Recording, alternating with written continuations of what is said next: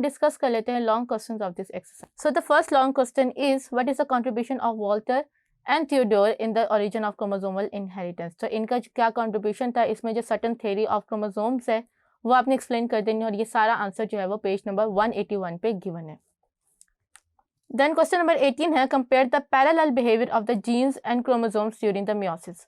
तो जीन्स और क्रोमोसोम्स का जो पैरेलल बिहेवियर है वही आपके सर्टेन थ्योरी, और ये जो है ये आपके पेज नंबर 182 पे है।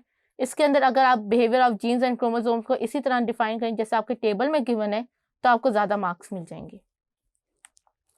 क्वेश्चन 19 है describe the structure of the chromosome. Structure of chromosome के अंदर जो है वो आपने बता देना है कि क्रोमोसोम की मॉर्फोलॉजिकल स्ट्रक्चर, उसमें क्या है उसके जो है वो सेकंड कंस्ट्रक्शन, प्राइमरी कंस्ट्रक्शन, उसको आप ड्रॉ करके एक्सप्लेन करेंगे तो ज़्यादा मार्क्स मिलेंगे।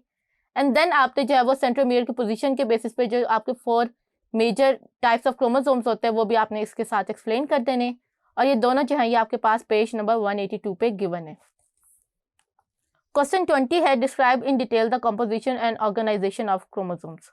ऑर्गेनाइजेशन, कंपोजिशन एंड ऑर्गेनाइजेशन, इसमें 4 कंपोजिशन ऑर्गेनाइजेशंस हैं, और ये सारा कुछ जो है ये आपको पेज नंबर 183 पे मिलेगा, और इसमें आपने हर ऑर्गेनाइजेशन के साथ साथ उसकी डायग्राम के थ्रू एक्सप्लेन करेंगे तो वो जो है वो ज़्यादा बेटर होगा। क्वेश्चन 21 है describe the experiment of Griff to prove that DNA is the heredity material. तो ग्रिफ एक्सपेरिमेंट जो है वो उसने कैसे परफॉर्म किया था माउस के ऊपर, क्यों किया था, रीजंस क्या थे, कंक्लूजन्स क्या थी, वो सब आपने हेडिंग्स के साथ यूज करने, एंड देन आप इसका जो आंसर है वो पेज नंबर 185 पे गिवन है। क्वेश्चन नंबर 22 है describe the experiment of Hershey and Chase to prove that the DNA is the heredity material. आपको पता है हर्शी एंड चेस ने जो था वो रेडियो एक्टिव किया था आइसोटॉप्स को बैक्टीरियाफेज के, and then they allow it to attack on the bacteria, और जो बैक्टीरिया के अंदर मटेरियल गया था वो जो था वो रेडियो एक्टिव था, जिसने शो किया था कि वो डीएनए है।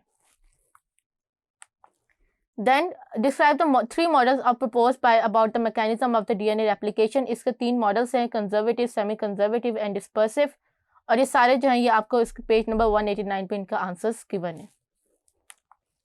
क्वेश्चन 24 है describe the work of Meselson and Stahl to prove justify the semi conservative replication is the correct method of replication. इसमें आपने जो है वो डीएनए कॉलोनी जो थी वो रेडियो एक्टिव के बाद जो नॉन रेडियो एक्टिव पे गई थी, एंड देन जो सैंपल्स थे और उनकी ऑब्जर्वेशन थी वो सारा कुछ आपने एक्सप्लेन करना है, और ये जो है ये आपका पेज नंबर 190 पे गिवन होगा। क्वेश्चन 25 है describe the event of the processes of the DNA replication and explain the DNA stability and variability as 2 characters of the DNA replicating molecules. DNA replication बतानी है, और इसमें जो जो मॉलिक्यूल्स एक्सप्लेन होते हैं जो उसे स्टेबल कर रहे होते हैं ड्यूरिंग द रेप्लिकेशन प्रोसेस, आपने उनको एक्सप्लेन करना है, और ये सारा कुछ जो है ये आपको पेज नंबर 191 पे गिवन है। क्वेश्चन 26 है describe the mechanism of the DNA polymerase 3।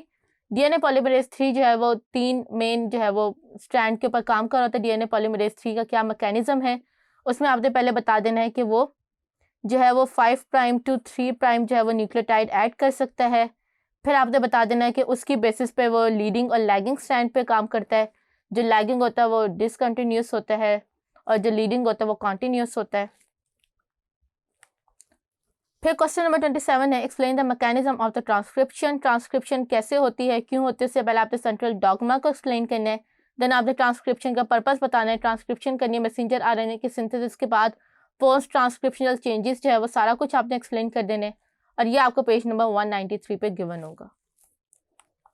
Question number 28 है describe the mechanism of the protein synthesis. Protein synthesis कौन सी होती है, कौन कौन से एंजाइम्स इसमें इन्वॉल्व होते हैं, ट्रांसफर आरएनए का क्या रोल है, और उसके साथ आपने जो है वो 3 अमीनो एसिड कोडॉन जो है वो उनको भी आपने एक्सप्लेन करते हैं। क्वेश्चन नंबर 29 है describe the differences between the protein synthesis in prokaryotes and eukaryote. Eukaryote और प्रोकैरियोट में कौन कौन से प्रोटीन सिंथेसिस के डिफरेंसेस होते हैं, ये आपको जो है वो पेज नंबर 200 पे गिवन है। देन क्वेश्चन नंबर 30 है what is the importance of the regulation of gene expression. Genes regulation से क्या मुराद है वो आपने एक्सप्लेन करना है कि जीन्स जो होती है वो हर टाइम हर जीन जो होते हैं वो हर एक के लिए रिक्वायर्ड नहीं होती। समटाइम्स सेल्स को जो होता है वो कुछ जीन्स रिक्वायर्ड होते, कुछ नहीं चाहिए होती, तो उनको कंट्रोल करने के लिए आपके पास सर्टेन मैकेनिज्म है जिसको हम लोग जीन रेगुलेशन कहते हैं। उसमें पॉजिटिव मैकेनिज्म, नेगेटिव मैकेनिज्म, उन सबको जो है वो आपने एक्सप्लेन कर देना है, और इसका आंसर आपको पेज नंबर 200 पे गिवन है। क्वेश्चन नंबर 31 है describe the negative control of gene expression by repressor proteins and the positive control of gene expression by the activator protein. इसमें अगेन आपने पहले इनको एक्सप्लेन करना ये होती क्या है, और फिर इसमें आपने जो है वो इन प्रोटीन्स के जो है वो रोल एक्सप्लेन कर देने, और ये आपको पेज नंबर 201 पे गिवन है। क्वेश्चन 32 है, explain the post transcriptional modification of messenger RNA, define mutation and identify the various sources of mutation, difference between natural and induced mutation. ये सारा कुछ जो है ये आपको पेज नंबर 195 पे जो है वो गिवन होगा।